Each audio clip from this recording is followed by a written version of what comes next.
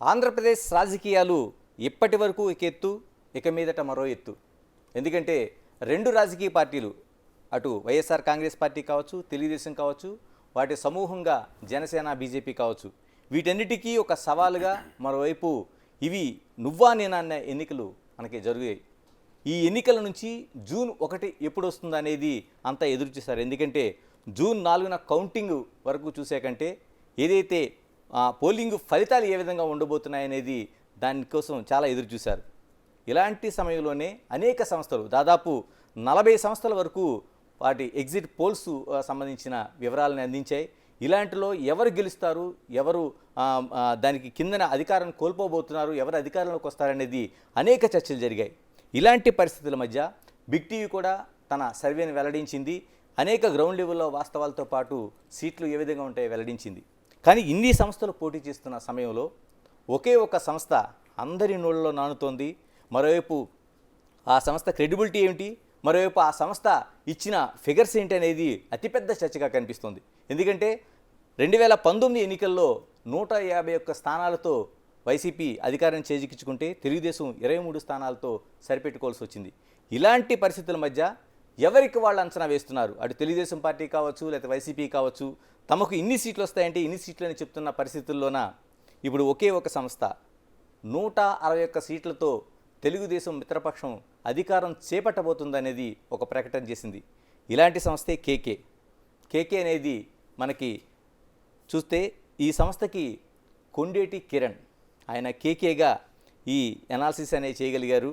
అంటే సెఫాలజిస్టులు చాలా వరకు మనకు అనేక రూపాల్లో ఆ విశ్లేషణ అందిస్తారు. కానీ ఇంత అంటే ఖరాఖండిగా చెప్పడానికి అనేక కారణాలు కనిపిస్తున్నాయి. 2019 ఎన్నికల్లో ఆయన ఇచ్చిన రిజల్టే ఇప్పుడు ఇంత చర్చకు కారణమవుతుంది. ఎందుకంటే ఆనాడు వైసీపీకి ఆయన ఇచ్చిన రిజల్ట్ దాదాపుగా 100కి 99.99% సరిపోవడంతో ఇప్పుడు ఆయనపై దృష్టి సారించారు. ఇంతకీ కేకే ఎవరు, ఈ కేకే ఎక్కడి నుంచి వచ్చారు? అంతో కేకే ఉన్నారు. నమస్తే. నమస్తే సార్. కేకే గారు, అంటే ఇన్ని సంస్థలు, దాదాపుగా 40 సంస్థలకు పైగా మనకి ఈ అనాలిసిస్ అనేవి మనకి విశ్లేషణ అనేది చేశాయి. కానీ మీరు ఇచ్చిన ఫిగర్ ఏదైతే ఉందో, అంటే 151 స్థానాలతో ఒక అధికారంలో ఉన్న ఒక పార్టీ అది పోటీ చేస్తే దాన్ని కాదని 161 స్థానాలు వచ్చాయని మీరు వస్తాయని ఇవ్వగలిగారు. ఇంతకీ కేకే ఎవరు ఫస్ట్గా మనకి? నా పేరు కిరణ్ కొండేటి సార్. ఇంతకుముందు అందరికీ ఐడియా ఉంది. బట్ ఎక్కువ మంది పీపుల్ కేకే సర్వీస్ కాబట్టి కేకేగానే రిప్రజెంట్ చేస్తారు. నేను సాఫ్ట్వేర్ బ్యాక్గ్రౌండ్ నుంచి వచ్చాను కాబట్టి అక్కడ మామూలుగా కిరణ్ అని పిలుస్తూ మామూలుగా 2 కిరణ్లు ఉంటే మామూలుగా నన్ను కేకే అని అట్లా కన్వర్ట్ చేశారు one of the manager. So అప్పటి నుంచి ఇదేదో సౌండింగ్ బాగుంది కదా అని చెప్పి నేను కేకే కన్వర్ట్ చేసుకున్నాను సాఫ్ట్వేర్లో కూడా.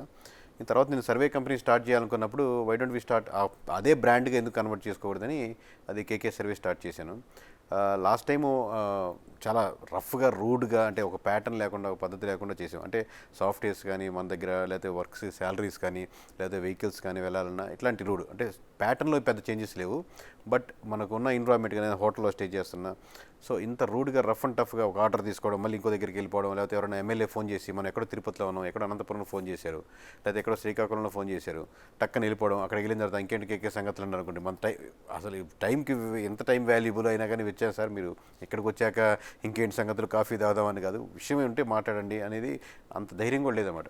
ఇప్పుడు ఏంటంటే ఖచ్చితంగా ఒక బ్రాండ్ ఉంది కాబట్టి చాలా మన సాఫ్ట్వేర్ పరంగా కానీ, రిక్రూటింగ్ పరంగా కానీ, శాలరీస్ పరంగా కానీ, లేదా ట్రాన్స్పోర్ట్ పరంగా కానీ ఇంకా మనకు వెసులుబాటు ఎక్కువగా వచ్చింది. సో ఇంత జరుగుతూ ఇంత కాన్ఫిడెంట్గా ఉండి ఇంత ఎక్స్పీరియన్స్ ఉన్నప్పుడు మీరు అన్నారు చూడండి, ఎందుకు ఇంత క్రేజ్ అంటే ప్రధానంగా ఒక 2-3 కారణాలు కనపడుతున్నాయి సార్. నేను ఇప్పుడు చెప్తుంటే నాకు కూడా ఆలోచించాను అసలు ఎందుకు ఎంతమంది ఫాలో అవుతుంటారని. ఒకటి ప్రధానంగా లాస్ట్ టైం అనేది ఒక బేస్ సార్, ఎందుకంటే లాస్ట్ టైం బాగా సక్సెస్ఫుల్గా కరెక్ట్గా చెప్పారు అనేది. 2, ఇంకోటి సింగిల్ మెంబర్ చెప్పడం అనేది ఏ సర్వే కంపెనీ ట్రై చేయదు. ఎందుకంటే +10 -10 బార్డర్ పెట్టుకుంటుంది, సేఫ్ జోన్ కదా సార్ చెప్పేదానికి. సో ఒక సింగిల్ నెంబర్ చెప్పడం అనేది. మూడోది, ప్రధానంగా నేను ఎక్స్ప్లెయిన్ చేస్తున్న విధానం ఎక్కువ మంది కనెక్ట్ అయ్యేదానికి, లేదా ప్రజెంట్ చేస్తున్న విధానాన్ని కానీ, నెంబర్స్ కానీ, మేము ఏదైతే చేస్తున్నామో, ఎలా ప్రయాటం చేస్తున్నామో దాన్ని ఎక్స్ప్లెయిన్ చేసే విధానానికి, ఈవెన్ దో వాళ్ళు నెంబర్ వ్యతిరేకించినప్పటికీ కూడా స్టిల్ ఈ ఎక్స్ప్లెయిన్ చేసిన విధానానికి most of the people connect అవ్వడం. ఈ విధంగా నిన్న దాదాపు 1 కోటి మంది పైనే లైవ్లో అన్ని ఛానల్స్లో లైవ్లో కలిపి వీక్షించారంటే ఈ ప్రధానంగా ఈ 3 కారణాలు కనపడుతున్నాయి సార్.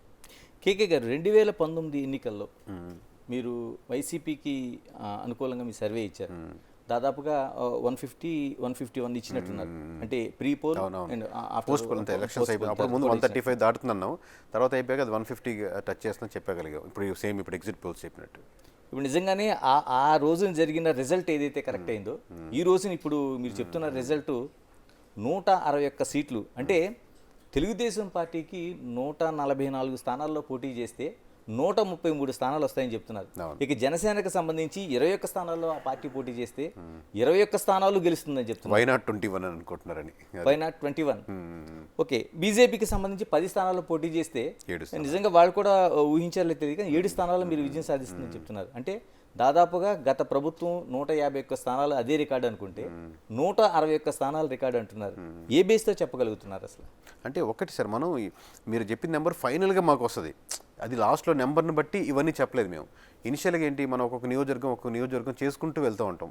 ఒక పార్లమెంట్ చేస్తున్నాం అనుకోండి, ఆ పార్లమెంట్ పరిధిలో ఉన్న నియోజకవర్గాలు చేసుకుంటాం. లేదా ఒక ఎమ్మెల్యే మీరు ఆర్డర్ ఇచ్చారు నాకు విలేజ్ లెవెల్ చేసి పెట్టిన కేక్ అని, మీ దగ్గర మనీ తీసుకొని మీకు సర్వే చేస్తూ సో ఆ మనీనే కొంచెం చుట్టుపక్కల కూడా ఇన్వెస్ట్ చేసి అక్కడ తక్కువ శాంపుల్స్ తీసుకునేదానికి ట్రై చేస్తుంటాం. రేపు పొద్దున ఇంకో ఆర్డర్ వస్తే ఆల్రెడీ మన దగ్గర ఒక శాంపుల్ విధానం ఉంటుంది కాబట్టి దాన్ని ఇంకో ప్యాటర్న్ ఎక్స్టెండ్ చేస్తాం. ప్రధానంగా మాకు ఎంత కాన్ఫిడెన్స్ ఏంటంటే సార్, మేము లేయర్స్ ఏ సర్వే కంపెనీ చేయనటువంటి లేయర్స్ ఏంటంటే ఇనిషియల్గా బేసిక్ శాంపుల్ మాత్రం కేకే సర్వే తీసుకుంటుంది. సెకండ్ లెవెల్ ఏంటంటే మనకు డేటాను బట్టి అనలైజ్ చేసి ఎలా ఉందని ఎమోషనల్ బాండింగ్ని నెంబర్స్గా కన్వర్ట్, ఇది పూర్తిగా సిస్టమే ఉంటుంది. ఇక్కడ సాఫ్ట్వేర్ బేస్డ్ మీద వర్క్ చేసుకుంటాం. ఫస్ట్ది ఏంటంటే శాంప్లింగ్స్. మూడో లేయర్ ఏంటంటే స్లీపర్ సెల్స్. అంటే ఇంత 170 నియోజకవర్గాలు మనం ఇంతకుముందు విగరస్గా చేసాం కాబట్టి రోడ్గా ఒక కిరాణా కొట్టతను కావచ్చు, ఒక డాక్టర్ కావచ్చు, ఒక సాఫ్ట్వేర్ ఇంజనీర్ కావచ్చు, లేదా లోకల్గా విలేజ్లో నుండి పట్టుండి పందాలు వాళ్ళు కావచ్చు, ఎవరైనా కానీ వాళ్ళు ఒక 40 మంది దాకా మన చేతిలో కంట్రోల్గా ఉన్నారు సార్. అంటే వాళ్ళు అందరూ డబ్బులు ఇచ్చి చేయించే వాళ్ళు కాదు, వాళ్ళకి మనకు విలేజ్ వారిగా డేటా ఇవ్వగలుగుతారు అన్నమాట. అంటే వాళ్ళకి కుదిరినన్ని మండలంలో ఈ విలేజ్లో ఇలా ఉందండి, ఈ విలేజ్లో ఇలా ఉందండి, ప్లస్ మన అవుట్ సోర్సింగ్ ఇచ్చిన డేటా, ఈ 4 లేయర్స్ కన్సాలిడేట్ చేసి ఒకటి చెప్తాం. దీనిప్పటికి కూడా కొన్ని టైట్ ఫైట్లు వస్తాయి. ఇప్పుడు నేను చెప్పినట్లు ఎక్కువ మంది మిస్ అయిపోయింది సార్. 14 నియోజకవర్గాలు వైఎస్ఆర్సీపీకి ఇచ్చారు, 14 నియోజకవర్గాలు వైఎస్ఆర్సీపీకి ఇచ్చారంటారు. మరి ఎక్కువ మంది అబ్జర్వ్ చేసేలేదు. 14 2 భాగాలుగా డివైడ్ చేసి ఈ 6 నియోజకవర్గాలు కాన్ఫిడెంట్గా కన్ఫామ్గా గెలుస్తాయి. ఈ 8 మటుకు చాలా టైట్ ఫైట్లు ఉన్నాయి. 14లో ఈ 8 టైట్ ఫైట్లు చాలా ఫేవరబుల్గా వైఎస్ఆర్సీపీకి వేస్తున్నాం. స్టిల్ దాంట్లో సర్వేపల్లి ఉంది, ఆత్మకూరు ఉంది, ఇంకా వేరే నియోజకవర్గాలు ఉన్నప్పుడు కూడా మేము ఎడ్జ్ టువార్డ్స్ వైఎస్ఆర్సీపీ వేస్తున్నాం అని చెప్తున్నాం. ఈ 14 గెలిచినప్పటికీ రేపొద్దున 2-3 నియోజకవర్గాలు ఏడవచ్చు. మీరు చెప్పినట్టు 95% యాక్యురసీకి మేము ఇప్పుడు డౌట్ లేదు. మేము కోరుకునేది 100% వై నాట్ 21 అనుకున్నప్పుడు మేము వై నాట్ 100% రిజల్ట్ ఎక్స్పెక్ట్ చేయడం తప్పలేదు కదా సార్. ఇంత ఎక్స్పీరియన్స్ ఉంది. నేను అన్నది ఏంటంటే దాదాపు 151 స్థానాల్లో ఉన్న ఒక ప్రభుత్వం వై నాట్ 175 అని ఒక నినాదంతో ముందుకొచ్చి మీరు చెప్తున్న సర్వేలో 14 స్థానాలకి పరిమితం అవుతుందంటే అంటే మీరు ఎన్ని శాంపిల్స్ సేకరించారు, ఏ ధైర్యంతో చెప్తున్నారనే ప్రశ్న వస్తుంది. అడగదు సార్, అది రావట్లేదు. బట్ రిజల్ట్ ఏంటంటే సార్, ఇంత డ్రాస్టిక్ అంటే 35% still with YSRCP, minimum 35%. Vote banking ఇక్కడ ఏంటంటే సార్, మన ఓట్ బ్యాంకింగ్ బట్టి నెంబర్ ఆఫ్ సీట్లు ఉండవు కదా సార్. 175 నియోజకవర్గాలు 30% మంది ఎమ్మెల్యేలు ఓట్లు వస్తే 30% మంది ఎమ్మెల్యేలు అసెంబ్లీకి వెళ్ళాలి, అలాంటి ప్యాటర్న్ కాదు కదా మంది. పర్సంటేజ్ ఆఫ్ ఓట్ బ్యాంకింగ్ బట్టి వెళ్ళరు కదా.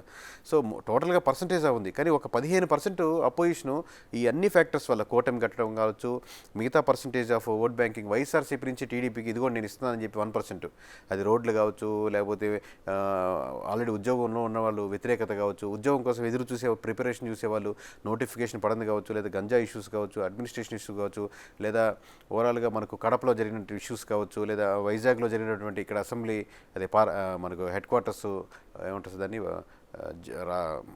అక్కడ లేకపోవడం కావచ్చు, లేదా కృష్ణా జిల్లాలో అక్కడ రాజధాని లేక దాన్ని ఉన్న ఇష్యూస్ కావచ్చు, అమరావతి ఇష్యూస్ కావచ్చు. ఇందా చెప్పినట్టు వైజాగ్లో రాజధాని అక్కడికి వస్తుందని పీపుల్ కనెక్ట్ కాలేదు ఇంకా ఓవరాల్గా.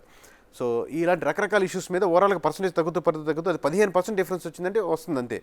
ఓవరాల్గా 35% స్టిల్ విత్, బట్ అది మీకు సీట్లలో కనపడదు. 14% అంటే 14% 10%కి వెళ్ళిపోయింది కదా, 35% పైన వచ్చేదానికి ఆస్కారం ఉంది. పోనీ 35% కనపట్లేదు, ఎందుకంటే సీట్లు ఆ విధంగా ఉండవు కాబట్టి. చిన్న పర్సెంటేజ్ చాలా సీట్లు పోతుంది. అటువంటిది లాస్ట్ టైం 10% డిఫరెన్స్ సార్, అంతే కదా. 10% డిఫరెన్స్లో మీకు 23కి వెళ్ళిపోయింది. మరి 15% డిఫరెన్స్ అంటే ఆలోచించుకోండి. మీకు సింపుల్ లెక్క సార్, 10 మంది ఏమి వద్దు సార్ మీకు, ఈ సర్వేలు శాంపుల్సింగ్ ఇవి కూడా వద్దు, పక్కన పెట్టండి. మీకు నియోజకవర్గాల ఎమ్మెల్యేలకు మీరేం రిపోర్ట్లు సేల్ చేయరు కదా మా అలాగే విలేజ్ వారిగా. మీకు 10 మంది వెళ్ళారనుకోండి ఓట్లు వేయడానికి, మీరు రఫ్గా అంచిన 6 మంది కూటమి వైపు, 4 మంది వైఎస్ఆర్సీపీ వైపు వెళ్ళారనుకోండి. అప్పుడు మీరు ఎంత డిఫరెన్స్ వస్తుందంటే దాదాపు మీరు 20కి పడిపోతారు వైఎస్ఆర్సీపీ. మేము 10. అంటే సాధారణంగా కేకే గారు చాలా వరకు సర్వేలు మనం చూస్తున్నాం. దాదాపు 40లో దాదాపు ఒక 10 చాలా ఎక్యురేట్గా ఉండే సర్వేలు పెద్ద పెద్ద సంస్థలు చేసిన గ్రౌండ్ లెవెల్ నుంచి. ఇప్పుడు మన సర్వేలను తీసుకున్నప్పుడు ఎన్ని శాంపిల్స్ తీసుకున్నారు, ఏ రూపంలో తీసుకున్నారు అనేది మనం క్రైటీరియాగా తీసుకుంటాం. అలా ఏదైనా ఉందా మీకు ఆ శాస్త్రీయంగా అలాగే ఏదైనా పెట్టుకున్నారు సార్? మీరు ఏ కెమెరా వాడారో కానీ అసలు క్వాలిటీ అదిరిపోయింది సార్. మీరు షార్ట్స్ కానీ అదిరిపోయింది అనుకోండి, సినిమా సీన్ కానీ షార్ట్ కానీ అదిరిపోయిందంటే కెమెరా క్వాలిటీ కూడా ఒక ఇంపార్టెంటే. బట్ అదొక్కటే ఫ్యాక్టర్ కాదు, మిగతా చాలా ఫ్యాక్టర్స్ ఉంటాయి కదా ఓవరాల్గా అంత ఆ సీన్ చాలా బాగుండడానికి. అట్లాగే చాలామంది టెక్నికల్గా తెలియక ఓన్లీ మీరు 3000 శాంపుల్స్ తీసుకుంటారు, 4000 శాంపుల్స్ తీసుకుంటారు. క్లయింట్ అడిగిన యాజ్ ఇట్ ఈస్ రిక్వైర్మెంట్ మేము అవుట్ సోర్సింగ్ ఇచ్చినప్పుడు కంప్లీట్గా అదే తీసుకుంటాం. బట్ ఈ ప్యాటర్న్ చూడండి సార్, స్లీపర్స్ అంటే అదే నియోజకవర్గం స్లీపర్ సెల్ అంటే ఏంటంటే తన ఉద్దేశం, మా ఉద్దేశం అదే నియోజకవర్గంలో 30-40 సంవత్సరాలుగా ఉంటూ ఏ సైడ్ తీసుకోకుండా, అంటే తన వైపు కూటమి వైపు లేకపోతే వైఎస్ఆర్సీపీ వైపుకుండా ఒక అబ్జర్వర్ అన్నమాట. తను క్లియర్ కట్గా ఏ క్యాస్ట్ ఈక్వేషన్లు ఎలా మారుతున్నాయి, ఏ నాయకుడు అపోజిషన్ వల్ల ఎలా మారుతున్నాయని ఒక నియోజకవర్గం నుండి అబ్జర్వ్ చేస్తున్నాం, ఇన్ఫర్మేషన్ ఒకటి తీసుకుంటాం. సాధ్యమైన వాళ్ళని గుర్తించడం, ఎందుకంటే మనం ప్రతి ఒక్కరు ఏదో ఒక పార్టీకి ఓటు వేయాల్సిందే.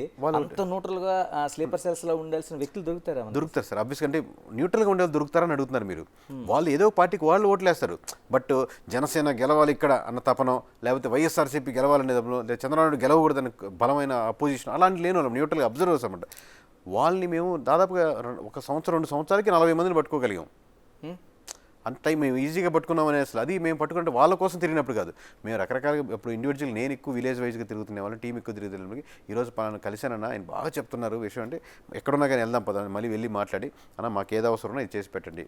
అది పెద్దవాళ్ళు కూడా ఉంటారు. ఇప్పుడు డాక్టర్ ఉన్నారు ఒక ఆయన మా దాంట్లో, ఆయన రెగ్యులర్గా ఆయన హోమియోకి వస్తూనే ఉంటారు జనాలు.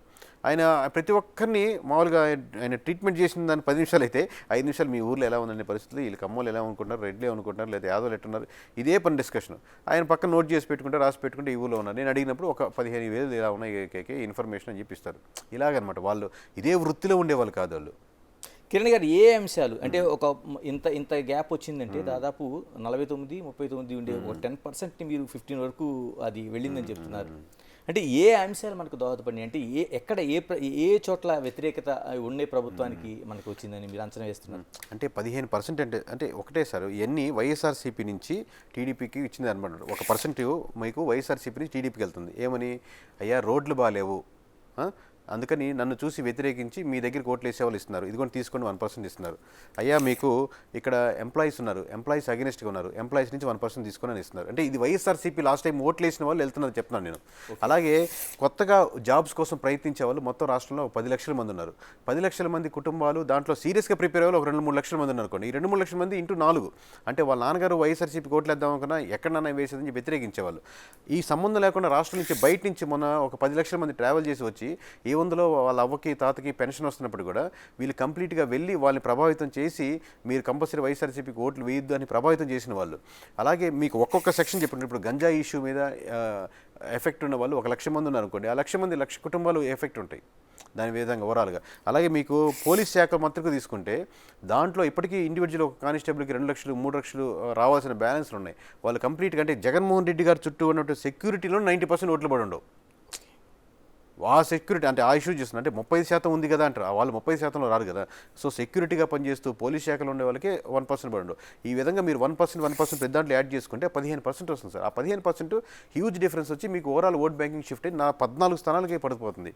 ఆ 14 మేము తప్పు ఇచ్చి 20 అవ్వచ్చు, అది వేరే విషయం. ఒక 5 సీట్లు 4 సీట్లు అటు ఇటు అవ్వచ్చు. కానీ ఇంత డిఫరెన్స్ ఎందుకు వచ్చిన కారణాలు చెప్తున్నాను మీకు నేను. ఇలా మరోవైపు తెలుగుదేశం పార్టీ పొత్తులకి ఆ చర్చలు జరిగినప్పుడు కానీ, లేకపోతే జనసేనతో పొత్తు కానీ, చివరి క్షణంలో బీజేపీతో పొత్తు కానీ అనేక చర్చలు జరిగినాయి. రైట్ ఆ రాంగ్ అనేది చాలా విశ్లేషణలు చేసుకున్నారు. ఆయా పార్టీల అంతర్గతంగా కూడా చాలా చర్చలు జరిగినాయి. ఇప్పుడు మీరు చెప్తున్న ప్రకారం లాభించింది అంటున్నారు. ఏ రూపంలో బాండింగ్ కుదిరింది? ఈ పర్సెంటేజ్ అంతా ఒక ఎత్తు, కూటమి మొత్తం జట్టుకట్టడం ఒక ఎత్తు. ఇది పెద్ద పర్సెంటేజ్ అనమాట. ఈ కూటమి అనే కాన్సెప్టే లేకుండా ఉంటే చాలా సీట్లలో టఫ్ ఫైట్ ఇచ్చిండేది వైఎస్ఆర్సీపీ. ఎన్ని గెలుస్తుందని చాలా ఫ్యాక్టర్స్ మీద మళ్ళీ ఆధారపడుతుంది, వేరే విషయం. బట్ నెంబర్ చెప్పలేము. బట్ ఓవరాల్గా మంచి బలం, అంటే ఇది మనం పోటీ పడగలుగుతాం అనేది ఫస్ట్ ఇనిషియల్గా ఎమ్మెల్సీ ఎలక్షన్స్ అప్పుడు స్టార్ట్ అయింది సార్. ఫస్ట్ అంటే మనం నిరుత్సాహంగా ఉండి అసలు మనం ఆ సమస్య లేదనుకున్నప్పుడు ఎమ్మెల్సీ ఎలక్షన్లో కొంచెం హోప్ వచ్చింది టీడీపీకి. బట్ ఇంత 151ని ఎదుర్కొనాలంటే మన ఒక్కరి వల్ల కాదు, ఖచ్చితంగా కూటమి బలం కావాలి, జనసేన బలం కావాలి. జనసేన లేకుండా మనం గెలవడం అనేది ఎప్పుడైతే వాళ్ళు కూటమి కట్టారో అది ఇంకా యాడ్ అయింది. ఎప్పుడైతే ఇంకొక ఫ్యాక్టర్లో మీరు ఎప్పుడైతే చంద్రబాబు గారు అరెస్ట్ అయ్యారో అది ఎమోషనల్లీ ఆ ఫైర్ రావడానికి ఇంకొంచెం ఇంక్లూడ్ అయింది. చంద్రబాబు నాయుడు గారి అయిందంటారా అది? 50 రోజుల పాటు జరిగిన ఒక పరిణామాలన్నీ ఉన్నాయి. ఎమోషనల్లీ సార్, ఎమోషనల్లీ మీకు న్యూట్రల్ పీపుల్ కూడా కొంచెం అవతల కనెక్ట్ అయినప్పుడు అబ్వియస్గా కోర్ వైసీపీ ఓట్ బ్యాంకింగ్ కోరుకుంటారు సార్. దాంట్లో 100% దాంట్లో ఏం మార్పు ఉండదు. అది 15% 20% అని నేను ఇప్పుడు చెప్తున్నాను కదా. మరి 35% అంటున్నారు కదా అంటే 35% చంద్రబాబు వ్యతిరేకించే వాళ్ళు, పవన్ కళ్యాణ్ వ్యతిరేకించే వాళ్ళు ఉంటారు కదా. మొత్తం కోర్ ఒక పార్టీకి 35% వచ్చింది అనుకోండి, అదంతా కోర్ వైఎస్ఆర్సీపీ ఓట్ బ్యాంకింగ్ కాదు. దాంట్లో చంద్రబాబు నాయుడు వ్యతిరేకించే వాళ్ళు కూడా ఉంటారు. ఇంకా బెటర్గా అయితే అపోజ్ చేసే వాళ్ళు అనుకుంటారు, వాళ్ళు అటు షిఫ్ట్ అవుతారు. సో ఈ కూటమి కట్టడం వల్ల అడ్వాంటేజ్ ఏంటంటే చాలా ఫ్యాక్టర్స్ ఉన్నాయి. మీరు చెప్పినట్టు జైలుకి వెళ్ళడం అనేది ఎమోషనల్గా యాడ్ అయింది దాన్ని ఇంకా ముందుకెళ్ళి తీసుకెళ్ళేదానికి, టీడీపీ వాళ్ళు ఇంకా బలంగా ముందుకు వచ్చేదానికి అనేది. మీరు నిజంగా అరెస్ట్ చేయాలి అలాంటి ఫ్యాక్టర్స్ నిజంగా అనుకున్నారు అనుకోండి, అలా స్టార్టింగ్ స్టేజెస్లో చేయాల్సిన ఫ్యాక్టర్స్ అవన్నీ. అంటే నేను అరెస్ట్ చేయడం తప్ప ఒప్పు దాని అలాంటి సెక్షన్స్ ముందుకు చేయాలి. లాస్ట్లో తీసుకునే డిసిషన్స్ మీ యొక్క రేంజ్ని పెంచి, క్వాలిటీని పెంచి, మీరు జనాల్ని లో యాంగిల్లో పెట్టి చూపిస్తాం కదా సార్, అలా మీరు హైలో కనపడాలి. వీటికి అన్నిటికంటే ఇంకోటి ప్రధానమైంది సార్, ఎమోషనల్ కనెక్షన్ మిస్ అయ్యారు జగన్మోహన్ రెడ్డి గారు.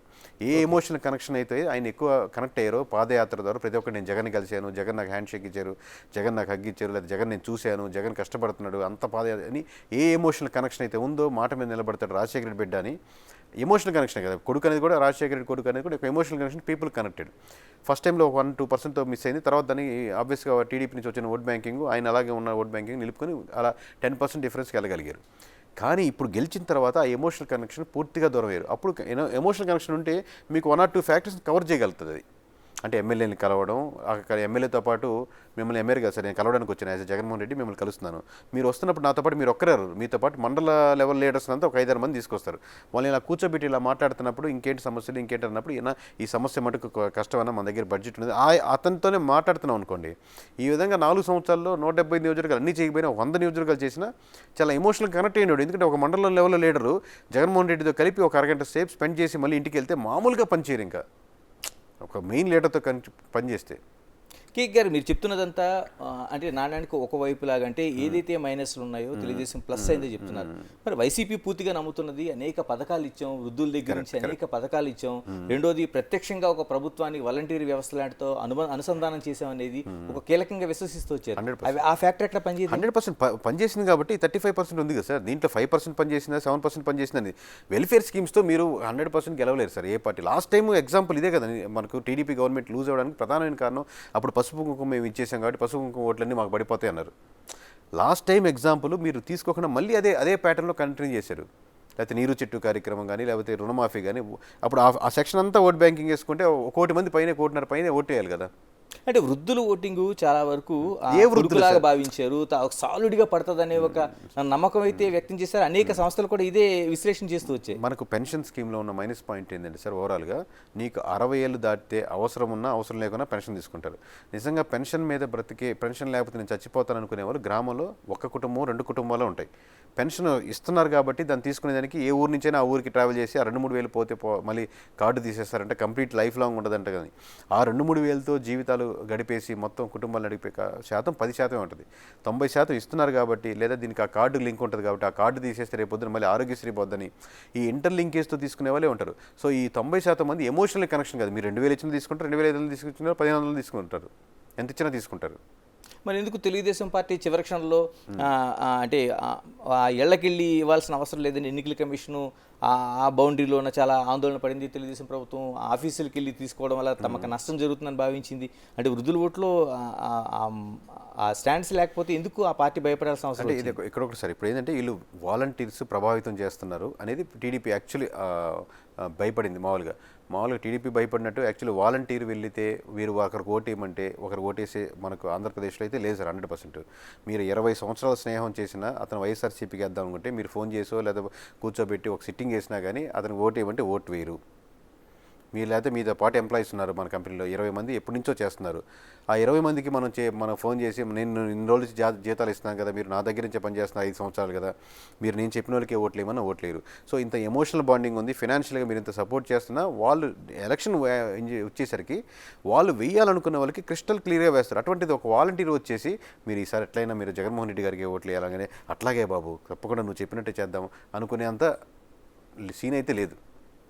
అంటే చాలా వరకు మీరు చెప్తున్న గ్రౌండ్ రియాలిటీలోన చాలామంది వైసీపీ కార్యకర్తలు సైతం మమ్మల్ని పక్కన పెట్టి వాలంటీర్ వ్యవస్థను నమ్ముకుని ప్రభుత్వం ప్రయాణించింది అనేది మీ పాయింట్లో ఎక్కడ దొరికిందండి? అంటే వాలంటీర్ ఒకటే వ్యవస్థ కదా సార్, మొత్తం ఇప్పుడు ఓవరాల్గా సచివాలయం కాన్సెప్ట్ ఉంది సార్. సచివాలయం కాన్సెప్ట్ యాక్చువల్ కాన్సెప్ట్ పరంగా అద్భుతమైన కాన్సెప్ట్. బట్ యాక్చువల్ అక్కడ ప్యాటర్న్లో సచివాలయం ఎంప్లాయీసే ఎక్కువ మంది వైఎస్ఆర్సీపీకి వేయట్లేదు. So somewhere they felt that వాళ్ళకు ఉన్నటువంటి వాళ్ళు చేసే వర్క్స్ ఎక్కడో మనం పార్టీకి కనెక్టెడ్గా ఇన్ఫర్మేషన్ గ్యాదరింగ్గా అన్నట్టు చేస్తుంది, కానీ నిజంగా ప్రజలకి మనం సేవ చేస్తున్న విధంగా వెళ్తుంది అనుకోండి, ఆ సేవ నిజంగా ప్రజలకు కనెక్ట్ అయ్యి ఎక్కువ మంది ఫీల్ అయితే ఆబ్వియస్గా ఓట్ బ్యాంకింగ్ ఎంతో కొంత టర్న్ అయ్యింది. ఎందుకంటే వీళ్ళకి ఒక స్ట్రక్చర్ ఉంది, ఒక వాలంటీర్ వ్యవస్థ ఉంది, ఒక సచివాలయాలు ఉన్నాయి. నిజంగా ఆ కాన్సెప్ట్తో కరెక్ట్గా వర్క్ అయ్యి మంచిగా స్కూల్స్, హాస్పిటల్స్, మండల లెవెల్ అన్ని డెవలప్ చేసి ఇప్పుడు ఎవరు వైఎస్ఆర్సీపీ వచ్చాక ప్రైవేట్ స్కూల్స్కి వెళ్ళట్లేదండి, అందరు గవర్నమెంట్ స్కూల్స్కి వెళ్తున్నారంటే మీరు దాన్ని అడ్వర్టైజ్ చేసుకోవాల్సిన అవసరం లేదు. ప్రతి స్కూల్కి వెళ్ళే పిల్లవాడు వాళ్ళ తల్లిదండ్రుల చేత తన ఇప్పిస్తాడు, పిల్లవాడు ఓట్లు వేపిస్తాడు. మీరు కేవలం అమౌంట్ వేస్తే ఎమోషనల్ కనెక్షన్ కాదు, మీరు వాళ్ళ జీవితాల్లో ఏదైనా మార్పు తీసుకొచ్చిన సెక్షన్ చెప్పండి, దాని ఓట్ బ్యాంకింగ్ అనేది మాట్లాడుకుందాం. అది వైఎస్ఆర్సీపీ అని అంతే, రేపు పొద్దున్న టీడీపీ లాగా చేసిన అంతే. కేకే గారు, ఇక్కడ కీలకంగా ఈ 2024లో మీ విశ్లేషణకి కావచ్చు లేకపోతే మీ సర్వేకి కావచ్చు మార్కులు పడడానికి కారణం ఏంటంటే 2019లో మీరు చేసిన సర్వే. దాదాపుగా మీరు ప్రీ పోల్కి పోస్ట్ పోల్కి పోలింగ్కి మధ్య దాదాపు 130 నుంచి 150 సీట్ల వరకు మీరు వైసీపీకి వస్తాయని చెప్పారు. అవును సార్. అది ఏ గ్రౌండ్లో జరిగింది? పోస్ట్ పోల్ వచ్చేసరికి ఇంకొంచెం కాన్ఫిడెంట్గా చెప్పాం. ఓకే, 135 తగ్గదు, 130 అది ఏ గ్రౌండ్లో చేశారు? ఎందుకంటే అప్పటికి టీడీపీ 2014లో అధికారం చేపట్టి 19లో కూడా చెప్పిన పాయింట్లో పసుపు కుంకుమలాంటి ఎన్నికలు వాళ్ళు. ఇప్పుడు లాస్ట్ ఎలక్షన్స్కి ప్యాటర్న్ అయితే ఓట్ బ్యాంకింగ్ ఒకటే ప్యాటర్న్ సార్. చాలా మంది కన్ఫ్యూజ్ అవుతున్నారు. లాస్ట్ ఎలక్షన్స్ కూడా టీడీపీ నుంచి వైఎస్ఆర్సీపీకి వెళ్ళిన ఓట్ బ్యాంకింగే. లాస్ట్ టైం ఒకసారి ఛాన్స్ అని చెప్పి జగన్మోహన్ రెడ్డికి ఇచ్చాం, ఒక్కసారి ఛాన్స్ అని కేఏ పాల్ అడిగారని, ఒకసారి ఛాన్స్ అని జగన్మోహన్ రెడ్డి గారు అడిగారని ఓటు బ్యాంకింగ్ వేయరు సార్. వాళ్ళు అడిగారని మీరు దాంట్లో చేసిన మిస్టేక్లో ఆ అంశంలో ఎఫెక్ట్ అయిన వాళ్ళు ఓటర్స్ ఇటు నుంచి అటు కన్వర్ట్ అవుతూ ఉంటారు. ఒక్కొక్కరు అడిగారని చెప్పి ఇప్పుడు ఏదైనా వచ్చి ఒక నాయకుడు నన్ను సీఎం చేయండి అని చెప్పారంటే వెంటనే 170 నియోజకవర్గాలు చేశారు, ఎంత పెద్దవాళ్ళు వచ్చినా సరే. అలా అనుకుంటే మామూలు పెద్ద వాళ్ళంతా అడిగినప్పుడు ఓట్లు వేసేయాలి. చిరంజీవి గారు అడిగినప్పుడు వేయలేదు, పవన్ కళ్యాణ్ గారు అడిగినప్పుడు వేయలేదు, అంతకుముందు చిరంజీవి మన ఎవరు sir CM ex CM Kiran Kumar Reddy గారు చెప్పినప్పుడు, చిరంజీవి గారు చెప్పిన, పవన్ కళ్యాణ్ గారు ఎట్లా ఓవరాల్గా ఎవరు చెప్పినా వాటిలో ఓట్లు వేయరు అంటున్నాను. ఆ ఫ్యాక్టర్స్ కాంబినేషన్స్ మీకు వర్కౌట్ అయితేనే వర్కౌట్ అవుతుంది అంటున్నాను. ఇలా నేను మరో అంశంగా నేను జనసేన వైపు వస్తాను. రండి సార్. జనసేన 2019 ఎన్నికల్లో పోటీ చేసింది, దాదాపు 5% పైగా ఓటింగ్ శాతాన్ని తీసుకుంది. ఈ ఎన్నికల్లోన 21 స్థానాలకి 21, మీరు చెప్పిన భాషలో వై నాట్ 21 అని చెప్పారు. అంటే ఏ బేస్లో? అంటే చాలా మంది కన్ఫ్యూజ్ అయ్యారు సార్. మళ్ళీ చెప్తున్నాను, ఒక పార్టీకి ఒక దగ్గర ఓట్ బ్యాంకింగ్ పడిందంటే అదే వాళ్ళ పార్టీ సపోర్టర్స్ ఓట్ బ్యాంకింగ్ కాదు సార్. ఇప్పుడు బీజేపీకి ఏముంది ఓట్ బ్యాంకింగ్ 1% అంటున్నారు కండి. అంటే మొత్తం 100కి అంటే జనాభా 100 మంది అనుకుంటే ఒక్కరే బీజేపీ సపోర్టర్ అని కాదు. అక్కడ మీకు వ్యక్తులు, పార్టీలు పోటాపోటీగా లేనప్పుడు మామూలు సహజంగా మనకి హ్యూమన్ సైకాలజీ ఏంటంటే మీరు అంటినెస్ వాళ్ళని కన్విన్స్ చేసుకుంటే వేరే విషయం, కానీ సహజంగా ఓటమి గెలుపు అయిపోయి ఉండాలని చూస్తారు ఈ రెండు పార్టీలు మనం పోటాపోటీగా ఉన్నప్పుడు. అప్పుడు నెక్స్ట్ ఉండదు. అలాగే జనసేన ఓడిపోతుంది, జనసేన గెలవట్లేదని ఎలక్షన్స్ ముందే తెలుసు జనాలకి. అలాగే ప్రజారాజ్యం ఓడిపోతుందని గెలవట్లేదని దానికి ముందే తెలుసు. సో అప్పుడు లైన్లో నిలబడ్డప్పుడు కూడా ముగ్గురు ఓట్ బ్యాంకింగ్ ఉంటే వేసేవాడు ఒకడే వేస్తారు, ఇంకెట్లా వేస్ట్ ఇక్కడ ఇద్దరిలో ఒకరు మారుద్దామని. అటువంటిది ముందుగా డిసైడ్ అయిన వాళ్ళు ఇంకొంచెం ఎలక్షన్స్ దగ్గరికి వచ్చారు ఇంకా తగ్గిపోతూ ఉంటారు. సో 5% అంటే ఎక్కడ ఉండదు జనసేన సపోర్టర్స్ అనేది కరెక్ట్ కాదు సార్. మీరు జనసేన ప్రభావం కానీ జనసేన ఎఫెక్ట్ కానీ లేనటువంటి నియోజకవర్గం కానీ ఉండదు, ఆంధ్రప్రదేశ్ మొత్తం మీద లేనటువంటి విలేజ్ ఉండదు, లేనటువంటి వీధి ఉండదు.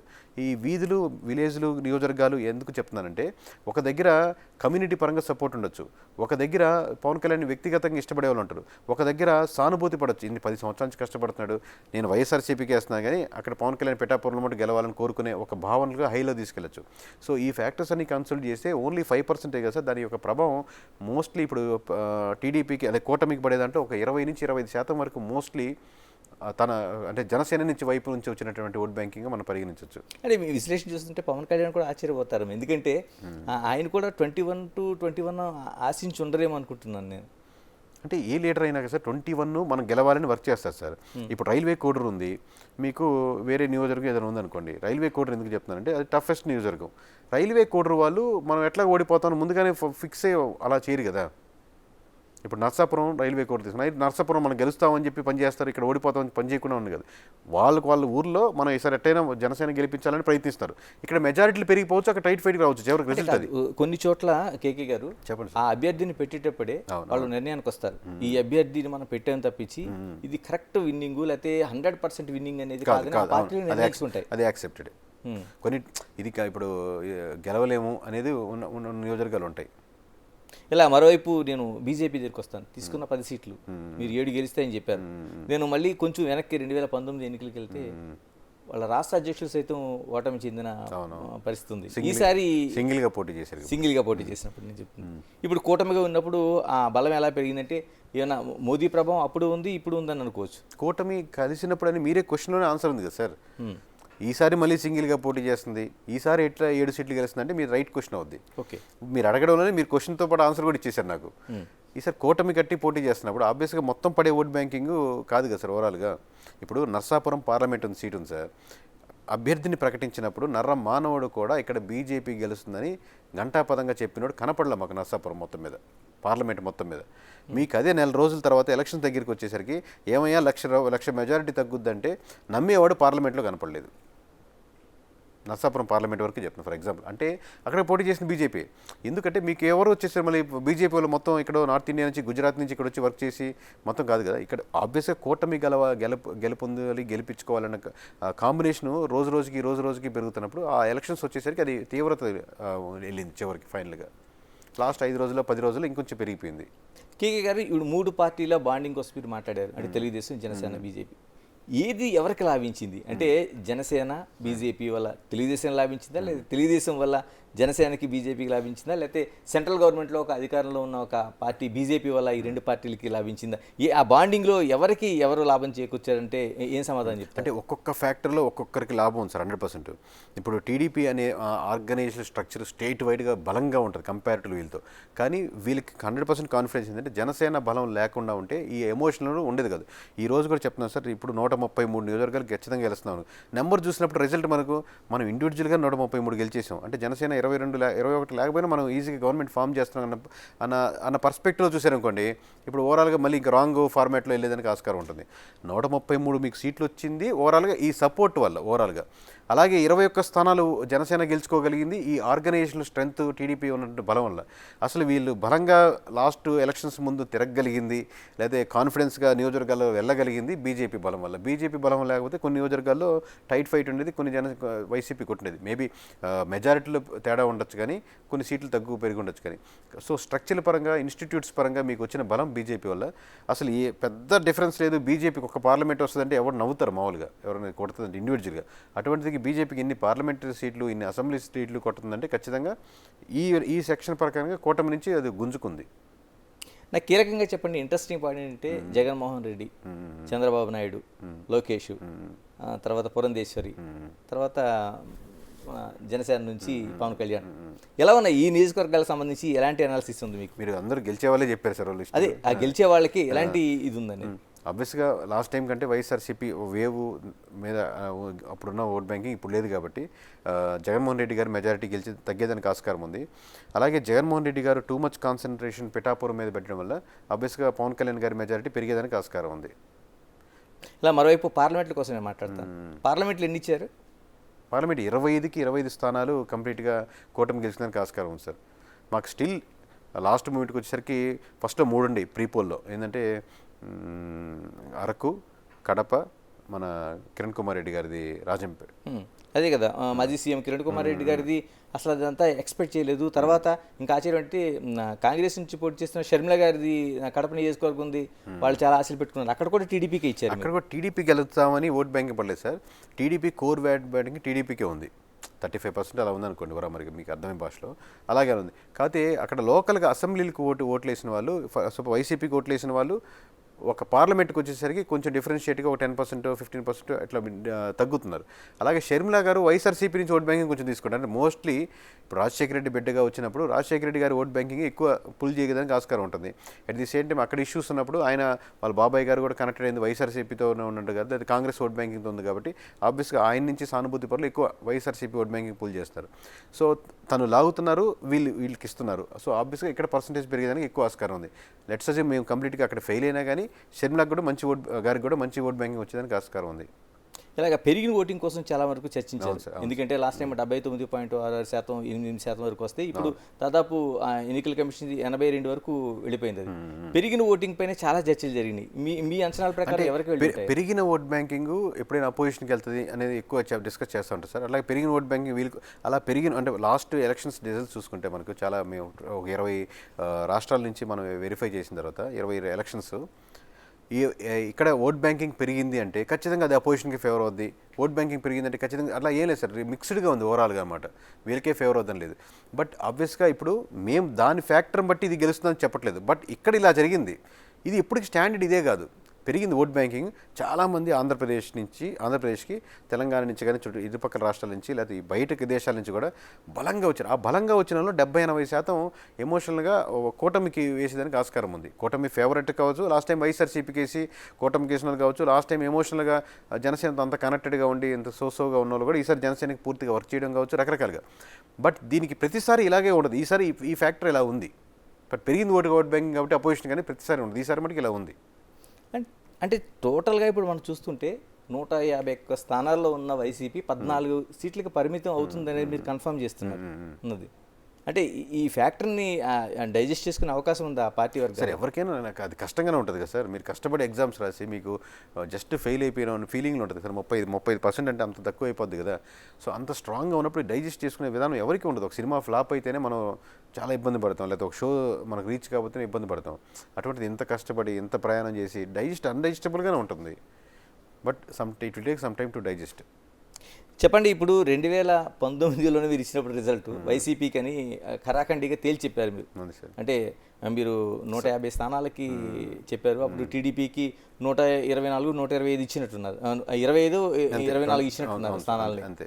అప్పుడు ఎలాంటి పరిస్థితి ఎదుర్కొన్నారు అసలు టోటల్గా? అప్పుడు కూడా అంటే ప్రీపోల్ ఇలా చెప్తున్నప్పుడు కూడా ఎవరు ఇంటర్వ్యూ చేస్తున్నా కానీ వాళ్ళ మనసులో సహజంగా ఏంటంటే కరెక్ట్గానే ఉంది, అనలైజింగ్ బాగా చెప్తున్నారు, నెంబర్స్ బాగా చెప్తున్నారు. మరి 151 అనేది సౌండింగ్ ఫస్ట్. ఇప్పుడు మీకు 100 కోట్ల సినిమా తీస్తాం అనుకుంటే ఎలా ఉంది? ఇప్పుడు ఇచ్చిన తర్వాత 20 ఇచ్చిన తర్వాత అంటే ఆ పార్టీల నుంచి ఎలాంటి పరిస్థితి ఉంది మీకు? నాకు వచ్చే ఉంటుంది సార్. ఆబ్వియస్గా ఇప్పుడు నాకు ఎమ్మెల్యేగా కంటెస్ట్ చేసిన వైఎస్ఆర్సీపీ నుంచి ఏ ఎమ్మెల్యే నుంచి నాకు ఎటువంటి ప్రెజర్ ఉండదు సార్. ఎందుకంటే obviously most of the persons sir నాకు పర్సనలీ కనెక్టెడ్గా ఉన్న వాళ్ళు లేకపోతే మినిస్టర్స్ కానీ తెలిసిన వాళ్ళే ఉంటారు ఆబ్వియస్గా. సో వాళ్ళకి నా జెన్యూనిటీ, నేను ఎలా ట్రావెల్ చేస్తానో, నేను లొంగనా తెలుసు. అలా కాకుండా కింద ఉండేవంటి వాళ్ళు, వాళ్ళ ఫాలోవర్స్ లేకపోతే అసలు సంబంధం లేకుండా ఎక్కడో ఊర్లలో ఉండేవాళ్ళు వ్యతిరేకంగా అనుకుంటారు. కానీ నాకు హై లెవెల్ నుంచి ఎటువంటి ఇబ్బందులు లేవు. థ్యాంక్ యూ కేకే గారు, థ్యాంక్ యూ వెరీ మచ్. ఇది ఇప్పుడు అంటే అన్నింటిలో ఒక సంచలనంగా కనిపిస్తున్న ఈ కేకే సర్వేలోన మనం చూడాల్సిన అంశాలని ఎన్ని రోజుల్లో కాదు కొన్ని గంటల్లోనే, అంటే 4వ తేదీన మనకి మధ్యాహ్నంకే చాలా వరకు రిజల్ట్ ఉంటుంది. కాబట్టి ఎంత విశ్వసనీయత చోటు చేసుకుంది, ఆ రిజల్ట్ ఏదైతే సర్వే అనేది ఎంతవరకు ఖచ్చితత్వాన్ని కలిగి ఉందనేది తేల్చడానికి కొన్ని గంటల పాటే మనకు సమయం ఉంది. Keep watching big TV.